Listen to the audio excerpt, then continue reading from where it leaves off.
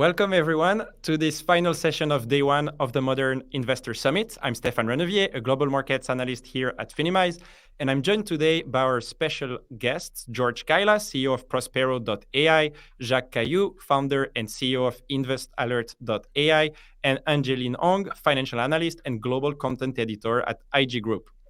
And if we're gathered here today, it's to discuss AI and how it's changing the way investors discover opportunities. How are you all doing today? Very well, thank you. Good. Yeah, good to be here. Great. Yeah, Good. happy to be here. Great. I can sense the energy despite the late time of this session. Exactly. Okay, now some very quick housekeeping before we get into the meat of the subject. So first, I want to say a really huge thank you to our fabulous sponsors today, Prospero.AI and InvestAlert.ai. If you don't know them, please make sure you go and check what they're doing because they've got some really awesome products. If you haven't already, please introduce yourself in the chat box with your name and where you're tuning it from. And this will be a 20-minute discussion followed by 10 minutes of audience Q&A. So don't forget to ask your questions in the Q&A box below. Okay, folks, let's dive in. So Angeline, let's start with you and let's set the scene a little bit. How excited should retail investors be about AI? I think it's a really interesting and exciting space. I mean, will it change the way that we trade? Yes, it will change the way, in which we approach trading. Will it revolutionize it? Well, it's still early days yet, right? We're still in the infancy of AI. In short, we don't know whether it's going to change it dramatically. ChatGPT, for example, has only been around for a while. I mean, the demo was early 2022, November, if I remember correctly. I mean, quants have used machine learning since the 50s. We've had algo trading, high frequency trading, which is an extension of algo. The difference now is it could be really becoming more mainstream. Thanks. So actually, you've already sort of answered part of the next question. So I will turn the next question and I will ask our other two panelists. And I'll give bonus points for the punchiest answer. So please keep it short and sweet. So Jacques, let's start with you. You worked at a very successful hedge fund that employed systematic strategies. And let's face it, quant strategies have existed for decades, as Angeline has just said. So is AI truly a game changer, or is it just old wine in a new bottle? Yeah, no, thanks for the question, Stefan. And again, great to be here. I'm on the revolutionary side, so I definitely think that we are on the brink of an incredible revolution there, affecting finance for sure. I make this sort of analogy with image recognition for skin cancer diagnostic, where we now know that machines are much more powerful than humans in that diagnostic. So think about a world where you'd have at your fingertips instant analysis of your investments, easy explainers on demand, a sandbox to test your own investment ideas, suggestions that fit your investment styles. You can think of many, many ways where AI can fit very, very well in that landscape, and having your guardrails sitting on your side and being lifted if you take a wrong turn and bringing you back on track. So definitely, I think that we are in that absolute revolution. There are risks. We can talk about this later on. And I think Ray Dalio on your conference early on alluded to these wealth gap problems. And I think that's obviously an important one. Absolute revolution. That was definitely short and sweet. Thanks for that, Jack. George, is AI truly a game changer, or is it just old wine in a new bottle? Yeah, I mean, obviously, hearing the wealth gap problems is a big thing for us at Prospero. We think that if that problem doesn't get better, we're going to see a lot of societal problems come up. But I think AI is a great hope. I agree with Jacques as an equalizer. And what I've seen, I saw something from Public Today that said 19% of retail investors use AI. And I think if you also look at things like 90% of the world's data being created in the last 2 years, this is just a completely new world we're in. And you can also see the way hardware is accelerating. Look at what NVIDIA stock is doing, the demand for these chips. That is showing how real this is getting. And as it's getting more real, that is more and more ubiquitous that these benefits can become. I've also worked in AI for 13 years. and studied the history of it before that. And we've definitely seen some winters. So I think we're going to see some cycles where invariably it gets overhyped, and then there's disappointment and back and forth. But I think the revolution is here, and it's going to get more and more momentum as time goes on. The revolution is here. I like it. Angeline, anything to add on that question? Game changer or just old wine in a new bottle? I think we have to be very specific when we talk about revolution for institutional or for retail investors, or for just, the general market. I think we also have to be careful about the data.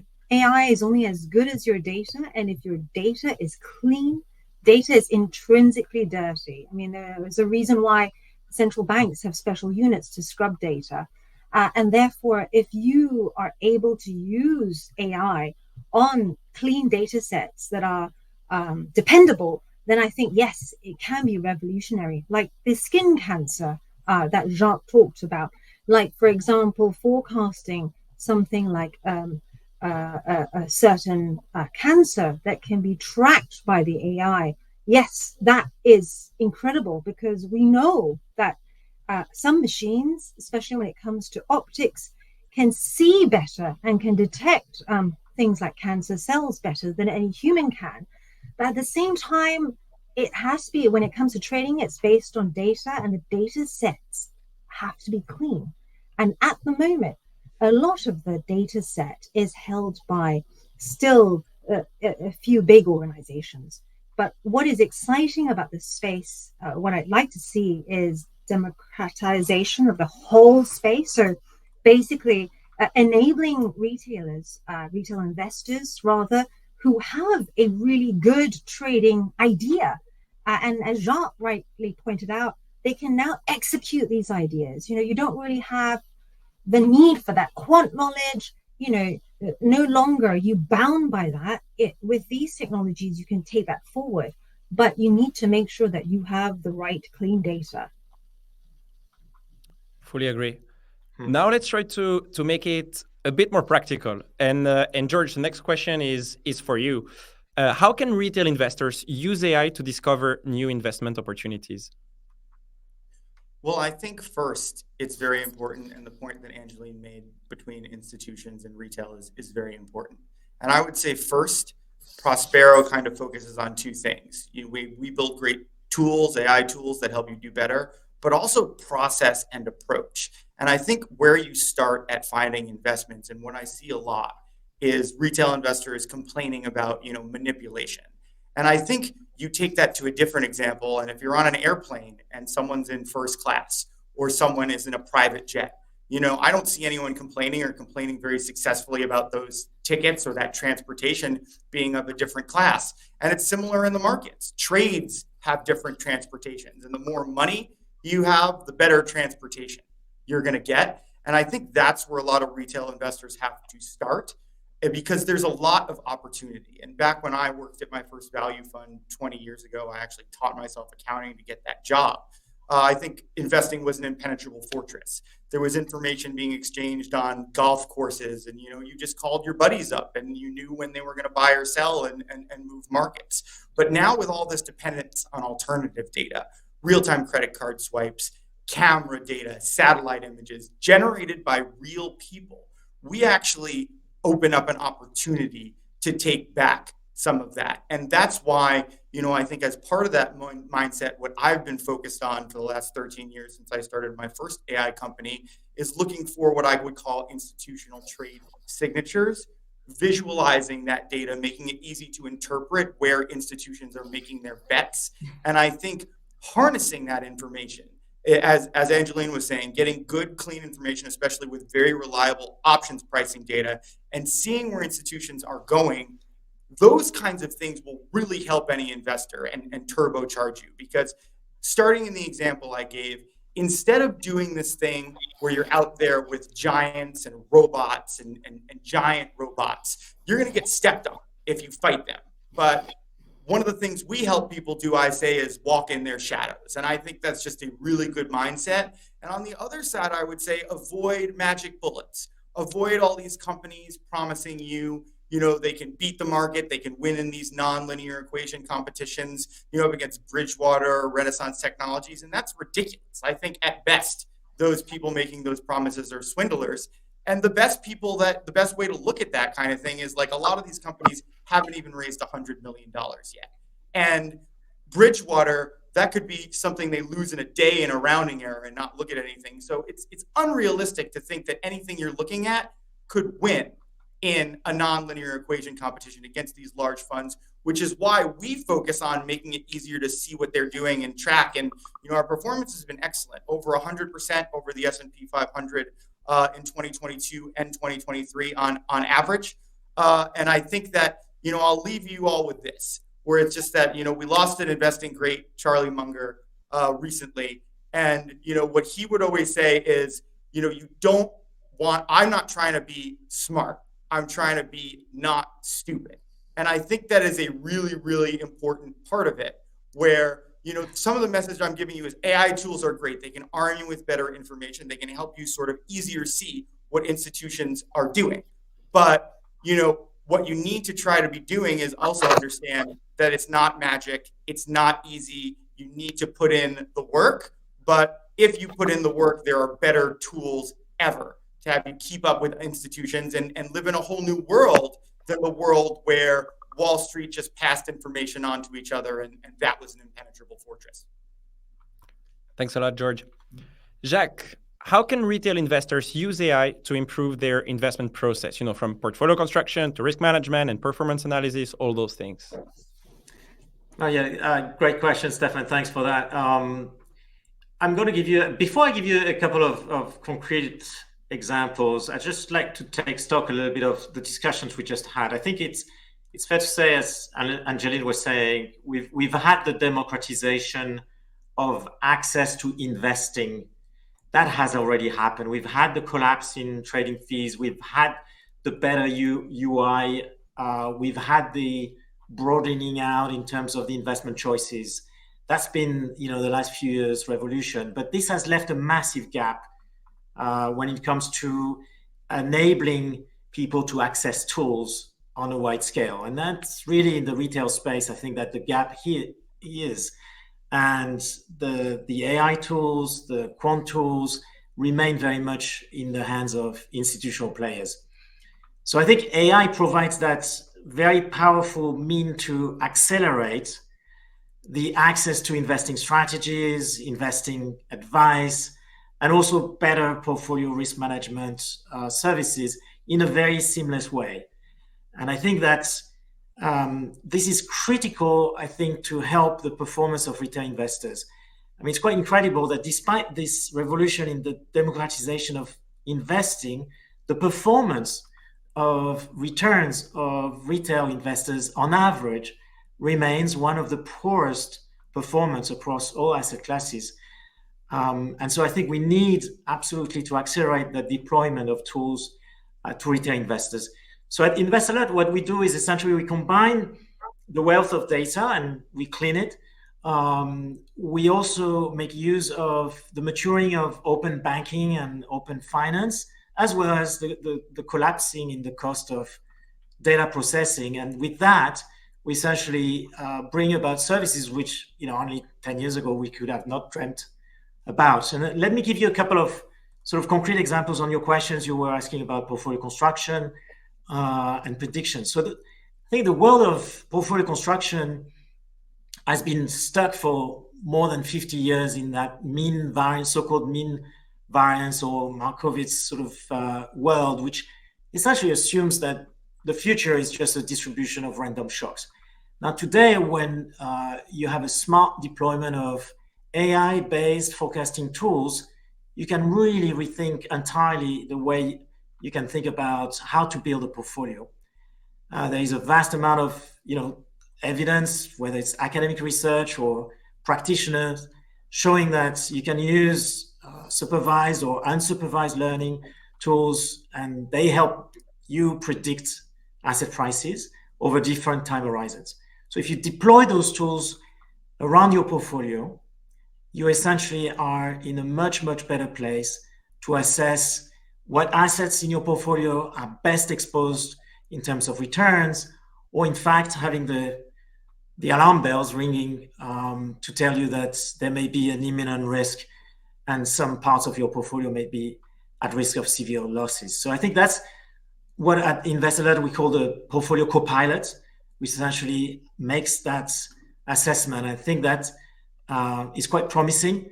A second example, if I may, is on the performance analysis that also, Stefan, you were mentioning. I think there, it's more, I guess, the LLM world that really is best suited to that. If you think about a portfolio and you've got, I don't know, 25 stocks or 50 stocks, and you know some better than others, and you sit on the Saturday morning and you want to review your portfolio, and you think, oh, gee, I'm gonna have to, all this pile of information and all this news that I need to review. I'd rather do something else on my Saturday morning. So think about an engine that looks into the guts of your portfolio and go and fetches the relevant information, the factors that are driving what's happening inside your portfolio, and providing context. I think that's also another great example. And again, we're deploying these tools and obviously invite users to see it for themselves on our platform. We're running demo portfolios so people can see how that world can look like when it starts looking at the inside of one's portfolio. So I think that's the things I would think about when thinking about how AI can enter the world of portfolio management and being this portfolio co-pilot. Exciting times. Thanks, Jack. Last question for Angeline, and if you can keep it short and sweet, again, massive bonus points. Does AI make it easier or more difficult for retail investors to beat the market? I will definitely hit that target of a short answer, but I just want to say to Jacques that I too would prefer to be doing something else in the morning. So I am a great advocate for AI liberating that that scanning, filtering, the heavy lifting that all of us have to do, but would rather not do. And how nice would it be if we had something that did it in a very easy to digest way, easy to understand. That will make it easier. So in response to your question, Stefan, AI in that form would make it easier for retail investors to not only beat the market, but also be able to allow them the ability to make quick decisions and not sit on something for months on end, right? It allows investors to have the tools to cut out that noise. However, I must also add that with AI comes a lot more noise, if you like. It will squeeze out inefficiencies, but it doesn't take out human irrationality. If Jerome Powell came out tomorrow and suddenly said there'll be a rate cut this December, it's not going to motion anything for you unless you've already designed that into your trading capability. I just want to end with saying that is normally used in IG. Edwards Deming, I think he was an American statistician, and he said, "In God we trust, all others must bring data." So back to that point again about data, it's wonderful. We have these tools, for example, getting the AI to hunt down not just the UK, for example, or the US, but an entire universe of financial instruments with your parameters. For people who don't have that quant knowledge, that financial coding background, you're able to go out there and do this, like what George was saying. It liberalizes the space. And how exciting would that be? So I'm looking for all these opportunities. They are risks as well, but I think there are a lot of opportunities out there too. Thanks a lot. Lots of great quotes there. Okay, now so let's move on to the Q&A. So please keep asking the questions in the chat. So let's start with a question from Clifford. Does AI study past history of an investment to be able to predict when to invest or sell in real time? Maybe George, you want to have a go at that one. So I think this kind of goes hand in hand with what I'm saying. It's just that I think retail really has to understand you're not going to compete with hedge funds in these spaces. There's a race to the internet in New York, for those who don't know, to the fastest internet speed with these hedge funds in 14th Street, and they're buying these more and more expensive buildings. Like, if you're thinking about trading and speed and that kind of thing, that's won already by the hedge funds, and you just need to like get that out of your head. Like, you're much better off, and like what I would more expect. And like, yes, to do the other part, it studies everything. The most popular models in a lot of these things are GANs, which compete against themselves to learn, as well as LSTMs, which take into account short and long-term information. They're absorbing much more than you can ever think, but you're not going to have access to the best ones. What we're focused on, and what I think people really should focus on, is I think there's tremendous opportunity, because computers are notoriously bad at like poker versus something like Go. And that's because they're not very good at understanding deception or engaging in deception yet. So the kinds of things that we focus on, and a lot of people should focus on, is trying to figure out where things like high frequency traders are pointing on like day, week kind of scales, because that's where retail can really thrive. But anything about this, trading, we can beat hedge funds in nonlinear equations, competitions, that if you have like less than millions and millions of dollars, think you can get access to the best trading tools. You can't. I'll tell you that right now. Thank you, George. Next question from Gail. Scale is key for this to have impact. Since the power of AI is based on its data set, how much data do you think will be required to help retail investors make better decisions? Is this something a single firm can deploy, or will a new deployment model emerge? Maybe, Jacques, this is for you. No, I think the data is critical. I think the quantity of data is not necessarily the answer. I mean, there is a long-standing body of literature that has compared models with very, very large data sets with more parsimonious sort of data sets. I think the way that I approach things is that you think first of the question you're trying to answer, and then use the tools that are best suited to answer those questions. And then you find on the way that you will need the data that needs to answer those questions.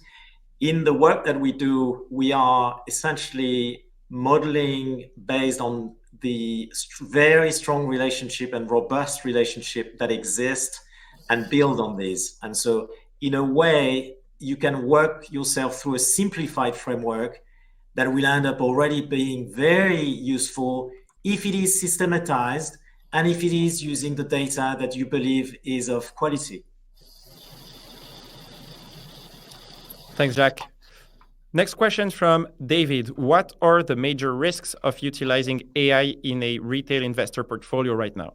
I see opportunities in analyzing the risk in the portfolio, but has enough time passed to validate investing/trading strategies powered by AI? Maybe Angeline? Well, it depends on your appetite for risk, really. Many of these companies offer, parameters that you can set. For example, and also how you voice your parameters is equally as important. For example, there's a company called Algoriz. They allow you just to tell the AI your parameters, and it will build it for you, but you have to kind of go through the testing phase. There's also another outfit called Trade Ideas. They've got entry and exit signals, but yet again, it is up to you to design exactly where and when you want to execute that. So I would say that there are risks, but it depends on your appetite for risk and what your parameters are, where you are in your investments sort of cycle. I mean, people tend to take more risk when they're younger, and then sort of, take medium risk, and then less risk when they're older and they want to protect their portfolio. Pay attention to, there are quite a few interesting companies out there that will also help you link up API wise. So for example, if you really have a wonderful trading strategy, there are many companies, including IG, that have API capabilities. Ninja Trader is another one. At IG, we do offer algo through a third party. So we use PRT, MT4. But the risk really depends on what you're after and whether you set your parameters right. I hope that's a short answer to a very long point. It was indeed. Thanks for that, Angeline. Okay, George, what are the top three? Oh, the question just did. What are the top three capabilities AI provides to the retail investor? I think the first is speed. I think when we are talking about, especially like, and I make the distinction, good tools, I would say, to especially understand where institutions are betting and putting their money, that can happen at a lot more speed. We've been able to get up to every 3 minutes on our net option sentiment number. And I think that's just something as hardware has gotten faster and data has gotten more and more ubiquitous and cheaper. That's, I think, the first thing. The second is flexibility. And I think that's building flexible systems is not what everybody, always cares about. But I've seen a lot of questions about, say, black swan events. And it's kind of funny, people ask how to hedge against black swan events, which are, rare, unpredictable events.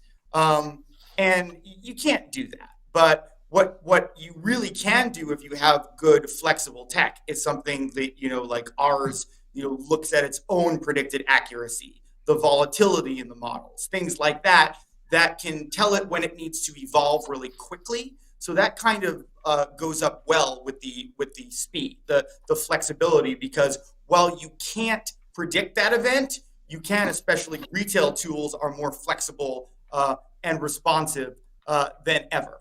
And I would say the third thing is malleability and customization. There's a lot of good tools out there and a lot of things that we're thinking about in terms of just like what your strategy is, whether it's something that you want ESG, you want to eliminate certain kinds of companies, you want to say, have more kind of semantic search capabilities. One of the new things we're working on is a new way to look at sectors where you can ask for like AI stocks in a way that's, even better than kind of what Google gives you. But I think that malleability thing is something that we are just starting to scratch the surface of. And, you see it with kind of like LLMs, kind of your customized experience with them. There's more and more of that coming out. But those are the three things that excite me the most. Love it. And you just finished your answer exactly at the end of this discussion. So thanks a lot for the perfect timing. So that's a wrap for today, everyone. Thank you so much for tuning in. Finimize is all about community, and it's all about helping each other become smarter investors. And that's never been more important. So hope you enjoyed today's session. Thank you so much to our three speakers on this last session. And make sure to tune in for tomorrow's session, which starts at 1 p.m. GMT, Uncover the Art of Risk Management with Stash Away. So have a great night, and thanks everyone again. Thanks all.